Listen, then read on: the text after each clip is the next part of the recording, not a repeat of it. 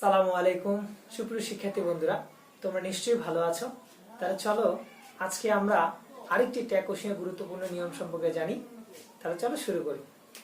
যদি subject plus thing no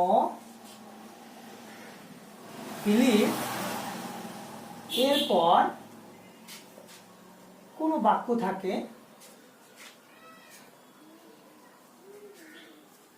তাহলে tag question করার নিয়মটি হবে। তাহলে চলো আমরা কয়েকটি সেন্টেন্সের মাধ্যমে এটা দেখে নিই। I think you are happy. I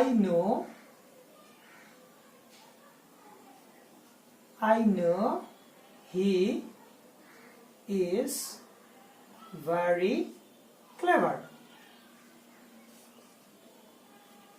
I believe my mother is